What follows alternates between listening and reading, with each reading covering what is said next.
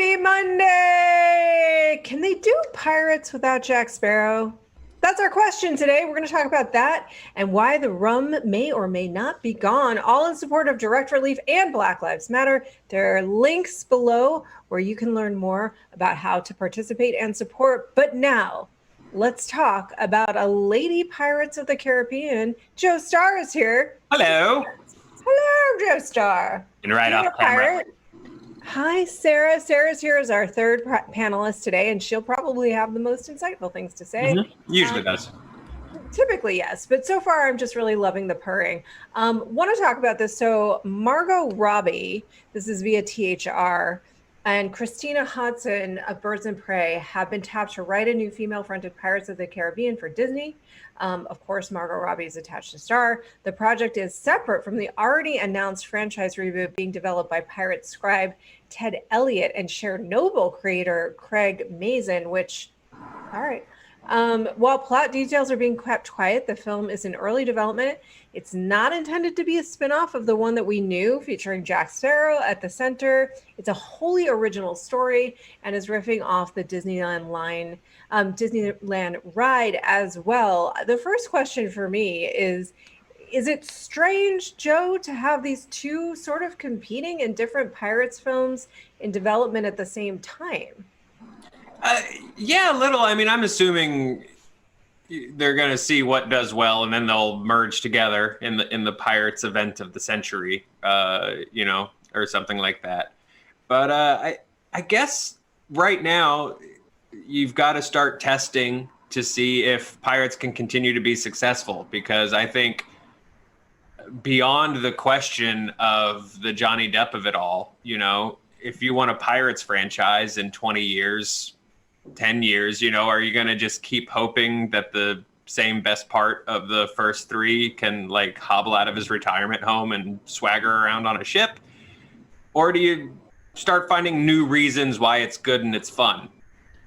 Yeah, I mean, the thing that's interesting to me too, though, or the thing that kind of makes me worry about that as an idea is a little bit, we didn't totally see this with Ghostbusters, but to some degree, there was this one Ghostbusters movie that Paul Feig was doing, which I do not want to get into in particular detail at this time for many reasons.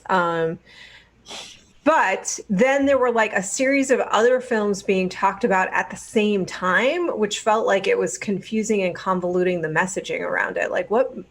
What movie are you getting behind? What script do you believe in is a question for me. And so whether it's female-led or not, I think I always worry that when they go out of the gate with that as the messaging, that they're inviting resistance or whatever. I just wish, and perhaps this is naive on my part, and maybe I'm wrong. We've talked about this a little bit before, but there's a part of me that's hoping that we're nearing the point where they can just make that movie and not have to frame it that way. No, I'm absolutely with you, and I think I think that sort of concept is twofold right now. Disney, I'm not sure if when Disney announced it, they let it like that, although they've done that plenty lately. What was it, Beauty and the Beast that had an exclusively gay moment? And, just very back padding, this was, but definitely the trades were Margot Robbie's going to front it. Oh, Lady Pirates. And it's it could just be, real life had Lady Pirates. They were cool. You could just call this a Pirates movie. Yeah, and it's not like there were no ladies in the Pirates movies, and it's not like there were no gentlemen in this movie. There were gentlemen in Birds of Prey. And a couple great roles, actually. So anyway, it just sort of I'm guys, trades, I don't think you're helping. If Disney didn't release it that way, then neither should you. Is my take on that. But you guys let us know in the comments below. I also don't want to sort of undercut the fact that there is a disparity still in Hollywood, but I don't know. I just hope we can just make movies and have them be good and have them be from a variety of voices in the world. So that's my take on that piece of it. I think it's a little not helpful to have competing Pirates movies in development at the same time. That said, it's interesting when we think about Pirates as a franchise, because I think Eric Goldman pointed this out. The fact that they only have been 5 in the past 20 years is pretty restrained as compared to most big IP and franchises these days. It is. We've had 14 Transformers movies. I think that sounds right. 14. I think it's 240. 240. That sounds like a realistic and fair number. Yeah. No, absolutely. We got a thumbs up from Ryan, so that's now fact checked. Yes, fact checked and correct. I think it speaks to how good the first. Well, I mean, I'll insert my own opinion into this, but like the first 2 I thought were great. A lot of people are like, the first one is great, the second one's fine, and the third one's weird. I think the first 2 are great, and the third one's pretty good. I think it speaks to how successful they were, that it's still sort of considered, I guess, maybe a franchise with momentum, even though there's only been a few in 20. I feel very old now. In 20 years, and like 2. I mean, one was not a flop. It made $1 billion, but I don't remember it. So you can't tell me that it came out or that it made $1 billion, because I have literally no memory of it. I guess it just speaks to the fun of the first one. I think maybe there's a little nostalgia for that first moment you saw Jack Sparrow coming in on that little sinking ship and realized what kind of movie this was going to be. Yeah, I think also with Pirates, it was such a surprise, right? Because I think on paper, the idea sounded terrible and like it would not be good. And then suddenly Johnny Depp comes in and he's playing Keith Richards. Yeah. And it's like awesome and really fun and very weird. And we hadn't seen him then try and play just a weird, quirky character just to play a weird, quirky character 15 other times yet. So it was also very refreshing because he had been this heartthrob. And here he was just doing this really weird, interesting thing. And he's a great character. Like, he really created an awesome pirate character. Yeah. The whole movie was fun. It's very fantastical and really light and colorful and playful. So I hope they can recapture that. And I think there were elements of those tones in Birds of Prey. Well, I think the thing you've got to capture that comes in conflict with what you were rightfully saying you were kind of concerned about was that it's like the studio working on little multiple projects, seeming like this seems much more think tanked than the first one, because you remember in the first one they had to fight Disney. Yeah. Like, no, this is going to work. You have to trust us. Because Disney took one look at him doing a Keith Richards impression and they were like, what in the hell is this? And so my thought would be a successful next chapter of the franchise would be a similar kind of freedom where someone's able to take a big swing and do something kind of crazy that the studios maybe kind of like, eh. But again, with multiple in the pipeline, it seems a little more like they're playing it safe in the lab. It also feels like you just don't trust your creators. And that's kind of like the issue I have with it. It just seems like you do not trust your creators to have multiple versions of this in the works, because it's a little bit different, I think, than something like DC that can have kind of like multiple versions of an iconic figure like Batman, because that's not this world. It hasn't been established like that for over, I don't know, what is it now? Almost 100 years since Superman was 19. Oh gosh, don't make me try. 38? I'm making that up. I think I'm wrong. Ryan, will you actually fact check me? Anyway, it's a long time. What did you just say? Sorry, I was reading the chat. What is it? Superman was developed in what year? I'll find out. Okay. I just don't want to be wrong on that since we're doing a podcast literally about that. Yeah. So anyway, long story endless on that. It's been a long time and Pirates isn't that. So to me, it's like with Ghostbusters where it's like, that doesn't feel like you're making a massive universe. It feels like you don't trust the people that are creating your work. Yeah. No, I absolutely agree with that. And it is, I do understand and recognize people sort of pushing back at the idea of pushing the franchise forward without Jack Sparrow, because he is, it'd be like doing the Shrek series without Shrek, but also still calling it Shrek. Like that, he is like the anchor for it. But Yeah. I also, if the thing's going to have longevity, he can't always be the anchor, because you can't do like a solo where you recast Jack Sparrow eventually, you know? Did you like Birds of Prey? I liked elements of Birds of Prey, but there were just things sort of like as a whole that didn't quite gel for me. Yeah, I agree. I mean, there were I thought overall it's a really fun movie. But there were, yeah, I agree with you. It was sort of, I don't think it was quite vignettes, but the issue for me was it really was a Harley story. And yet they tried to squeeze in as an ensemble. And so like the other characters really got short shrift. Yeah. And so it just felt disjointed, slightly weighted incorrectly. Like, why not just lean in and make a Harley movie then? Yeah, no, I agree with you. What I do like about this team approaching a Pirates movie in the big swing sense of things, like the big, like, sort of visionary, what if Keith Richards as an idiot was like the hero of this movie, is I liked the big swings in Birds of Prey. I loved Black Mask. That was a big, like, crazy swing for the fences in terms of like character choice. And I really enjoyed all of that. So I think if they can sort of bring that energy to a Pirates movie, I'm excited about that. I also thought the Huntress vibe was really cool. Like, she was such a nerd, and so socially awkward. It's just, I don't think you need to overplay that hand, but it was slightly underplayed. How weird. Yeah, we just didn't get enough of everybody. Yeah. But I thought her take on that character was really unique and fun. Like, she just is totally socially awkward. Yeah, she was literally what you would be if you grew up with two mobster assassins and met at their house and just learned to shoot people with arrows. And then suddenly you found yourself in the situation where you're having like a girls' night, for which is what they were doing, their version of a girls' night. So there were parts of it that I really liked. Anyway, I guess this is now our Birds of Prey review too. Hey, we leaned in. Well, that's why I never quite trust when any of the Robins are quippy or fun or charismatic, because I'm like, you wouldn't be. You live in a millionaire's cave and you fight people at night. All the Robins should be so weird.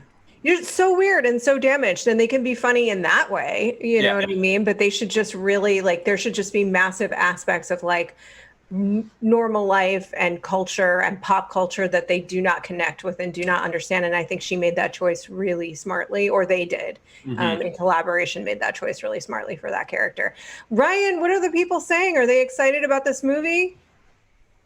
Oh, lots of things for the chat. Real quick on the Superman thing. It's hard to know. Some people say that they started developing the character in 33 or 34, but the debut was 38, which I believe is what you said. Freaking nailed it. Yeah. So you nailed it. Chat. A lot of chat I'm seeing is on the side of without Johnny Depp, they're not really interested in it without Jack Sparrow.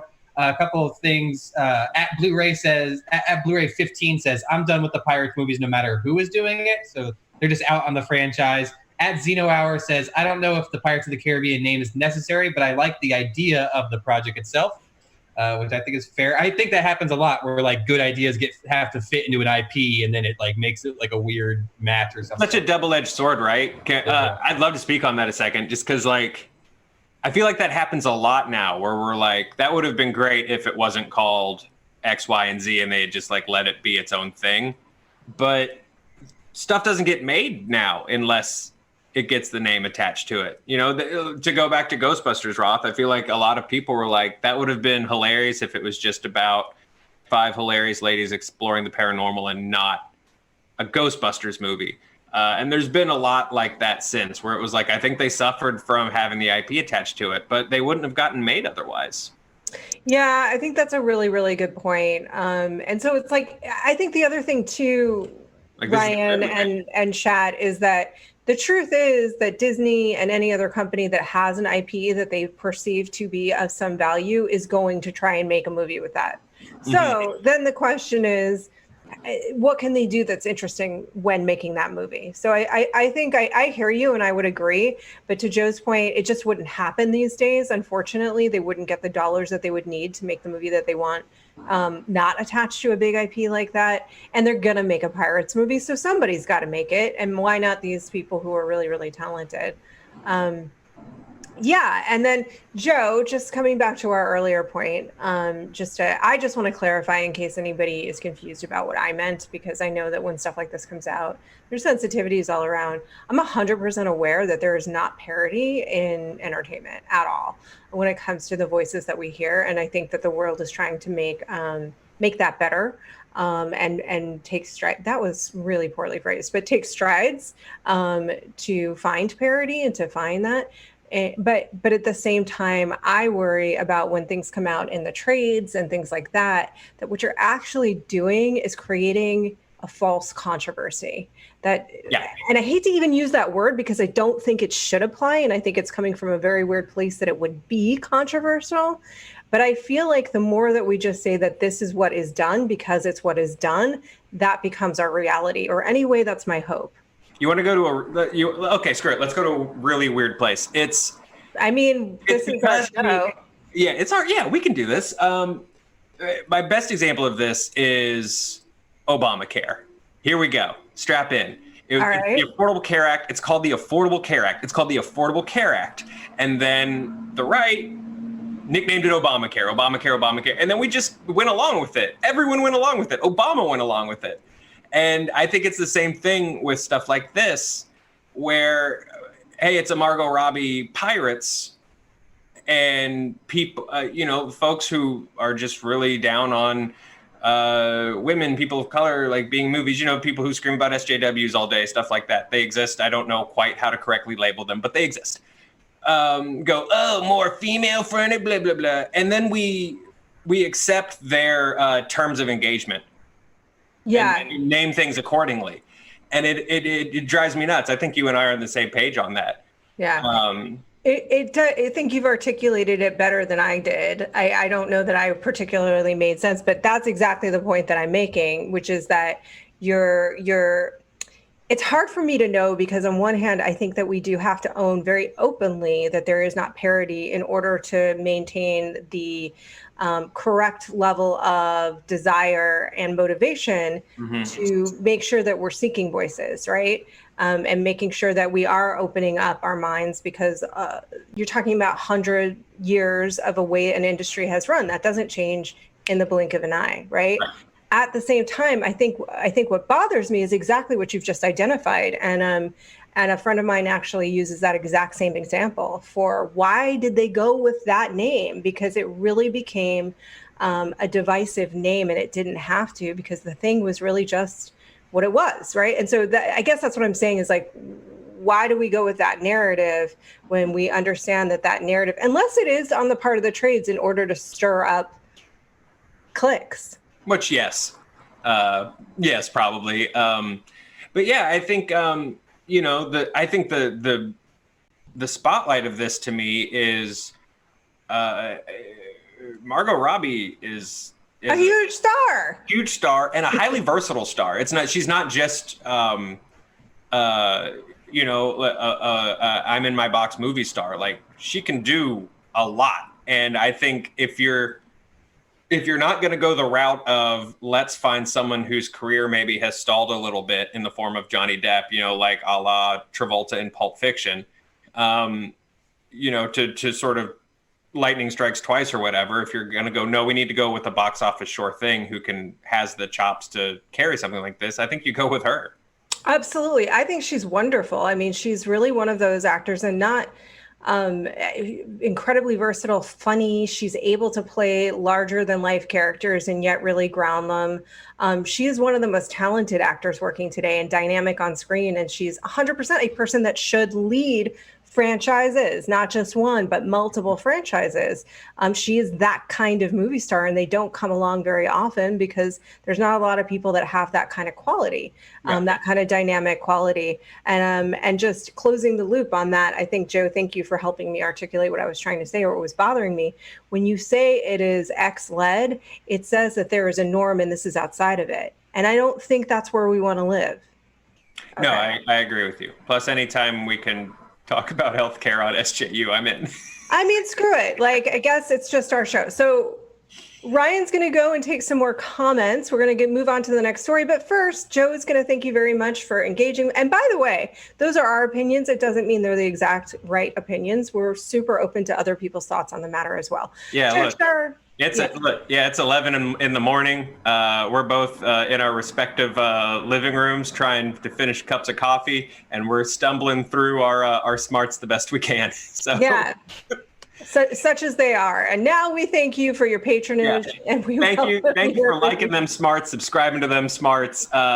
We appreciate it, man. If you guys want to watch Hey Fandom, of which we have had a bunch, and they've been really, really great, they are all over on fandom.com.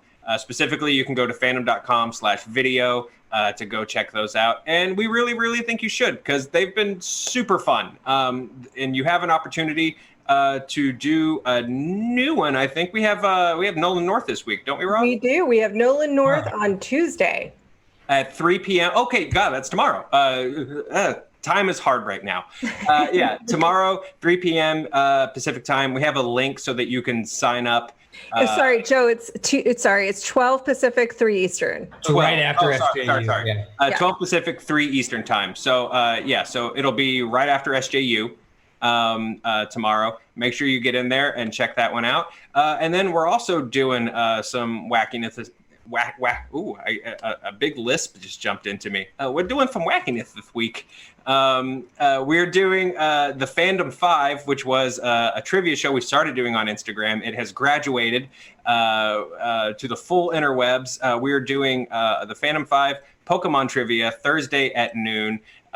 You can win up to $650 to participate. So if you're big into the Pokemon fandom, study up, and we will see you guys on Thursday. You just got to answer 5 questions correctly, and then you win some money, and then you get a chance to come back and answer 5 harder questions to win even more money. That's basically the rules. That's the rules as we have made them up. And I think it's going to be really, really fun. So Nolan North, as Joe has said, is tomorrow right after SJU. There is a link in the description below where you can pre-register to join and come ask your questions or just watch and participate. These are really, really fun. This is going to be hosted by Trisha Hirschberger, once again, who is just ridiculously talented at what she does. So I highly, highly, highly recommend that you check that out.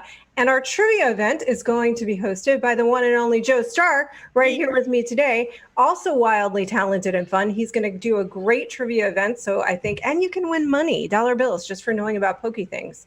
Yeah, Joe's going to do that. So let's move on to story 2. Tenet and Mulan delayed again. This is via The Verge. Tenet has been delayed by another 2 weeks, moving the planned release from July 31st to August 12th. This is due to the very obvious uptick in COVID cases and theaters not quite having it together in terms of how they're going to welcome audiences into the theatrical experience once again in a safe way. Disney has delayed Mulan for the second time this year, moving the film from July 24th to August 21st. Bill and Ted Face the Music is now scheduled to hit theaters on August 28th. Studios seem to not being one of the first ones to release a major movie. Somebody's going to have to do it at a certain point, but certainly the worry will be that the returns will be lower than expected because people will be reticent to go to theaters and or the needs or the demands of social distancing will limit the capacity. So Joe, what do you think? I think you just take them off TBA for a while. It just seems weird that we're just now just kind of scooching everything back by a week, by 2 weeks. Again, you and I are just 2 people at 11 in the morning struggling through our coffee to talk about our smarts. But, the experts are saying that there might be a 75% effective vaccine by the end of the year. And until then, I'm probably not going to go to a movie theater. 75% effective? Yeah, I think that's what Fauci was saying. Yeah, that's what Fauci said. It just, at this point, it's kind of like, just call everything. I think that the 5 families of cinema need to get together, Godfather style, and just say, hey, I think we should just call everything TBD. And when everything comes back to normal, we just make a decision as to what comes out when. Yeah. Because right now, it's just weird. Mulan and Tenet are going to continue to push back and push back. been pushed back. I continue to have really, really mixed feelings about a number of things, just in life, and maybe we can talk about that too a little bit later. But for now, I'll locate it specifically to how do I best support the economy and also be a responsible citizen of the world. And so, of course, anything I do locally, I don't really do a lot of sitting down yet at restaurants, even outside, because I'm just reticent around it. But I do wear a mask, and I do order in, and I do buy things, and I do want to go do a Chris Pine and go to a local bookstore and grab a bunch of books. I would also do a Chris Pine. I'm going to pull a Chris Pine that way. Yeah. But with movie theaters in particular, because it's entertainment, and I really, really am motivated to support that. But I'm also like, that seems like a terrible idea. Yeah. Right? Like all that recirculated air. I'm not trying to talk anybody out of it, but it seems like a bad idea. Yeah, no, it really, really does. And I'm fascinated by this weird situation with Warner Brothers and Nolan, where Nolan just did not want to pull this thing out of July. I don't quite know what the deal is there, but I don't know if he wants to I think he really wants to be the guy that saves movies. I think he really wants to be the first guy in. Yeah. And so they're just going to keep inching it back by a day, and then finally that sucker's going to drop so that Nolan can. And I get it. Like, that's an interesting reputation thing, right? And I still think that's the gamble, where it's like, even if Tenet opens as the first movie back and doesn't do well because of social distancing, because of people being reticent to go, then it still gains, for Nolan, I think, still gains a reputation as the lost Nolan movie, which I think is probably still interesting to him. Not interesting to Warner Brothers, because they need money. No, they need money, and they need this movie to make money. This is one of the films that they have coming out that has the potential to make a good deal of money. Yeah. Because it's a Christopher Nolan movie, and they know that, and they know that his fans will come out and people will see it, and they'll want to see it in the theater because he's made no secret of the fact that he wants to be the champion of the theatrical experience, not just the theatrical experience, but to some old-fashioned way of making films. I respect his point of view on a lot of things, but he's very, very committed to film, and specifically was trying to reinvigorate IMAX and things like that. So it does not surprise me that he's pushing so hard, because I think I think there's a legitimate desire to support the entertainment industry. In particular, theaters are really suffering. They're in danger. Yeah. Along with a number of other industries, right? So, I mean, like airlines. But yeah, I really feel torn, because it's like, maybe I'll just buy a ticket and not go. Right? Yeah. I still, look, if you're going to do this, at the very least, you do Tenet promotional Christopher Nolan scarves that you can wrap around the bottom half of your face. Or something, because I mean, it's anyway, we'll see where it goes in the next month or two. But I'm disappointed to some degree, because I think, like all of us, we're hoping we can just return step by step to some kind of normalcy, but we're clearly not there yet. The data isn't supporting that move. It says Dr. Us. Go with the CDC. Right, we're at least as far as Dr. Us. I have a question for you guys. Have you guys partaked in like buying any of these more mid-tier movies that have come out to VOD for the $20 price point? Because I found myself really struggling to like watch the Jon Stewart movie, even though I'm a big fan, because I was just like, I don't know if I want to put the pressure of $20 on this movie. It might affect my opinion of it. Have you guys watched any movies in that form? I have not, honestly. I've watched a couple of them, and I feel sort of guilty though, because I also like, for the most part, boy, I'm going to say this and I feel guilty saying it. I get to see a lot of movies for free because I get screeners and I get to go to screenings a lot. So, and now I think, Ryan, to your point, because the industry is in crisis, I mean, that's part of my job, guys. Mm-hmm. But now, because the industry is in crisis, I do feel like more motivated to purchase movies even at a higher price point if I can, and when I can. It can't be everyone that comes out necessarily for me financially. But when I can, to help support it. And it's particularly, to your point, Ryan, if there's a filmmaker that I really, really like. I'll tell you this, I'd buy Tenet for $20. Yeah, absolutely. Sure. Buy Mulan for $20. Yeah. Yeah. I think something you can do that I think is a really strong move for film right now is to subscribe. Why my words bad? To subscribe to something like Shudder, or to just start going through and finding some like lower tier indie films, and buying those. I think that's a place where you can really support the industry right now. That's true. And Shudder's only like $5 for. Yeah. And there's a lot of really good stuff that are, these are good. These are the up and comers. These are the people that are going to get announced to make a Pirates movie in 5 years. So throw them some money now. You'll see some stuff. Joe, that's a really, really good point. We should be doing that for independent films, frankly, anyway. And also, Shudder, I've been telling you guys about One Cut of the Dead, I think, for 6 years now. Yes. Maybe 6 months. But either way, now everybody knows. Everybody's talking about it. The people got to know. You got to see that One Cut of the Dead. So good. It's a good film. Maybe what we should do is call out a couple of those smaller movies that are at like more of the $3 to $4 range each week that we've had a chance to see, in addition to any of, Ryan, to your point. Like, I also totally understand if people don't want to spend $20 on that right now because stuff is tight, Yeah. That's the thing that I don't know that Nolan understands. Yeah. Hey, Greg said, like, I would be down for some of these $20 movies if I had a group of friends coming together, which I agree too. Like, if it was a movie night or an experience, much like going to the theater, you'd be down for that. But it's these $20 to watch Scoob, like that type of level and stuff like that. That's where it starts to like become a gray area. And I feel bad for some of those movies because they might not get as seen, not for Scoob, but the more like Irresistible, the Jon Stewart movies, some of those types of movies that might get seen slightly less just because the line in the sand is just maybe a little bit too high for it.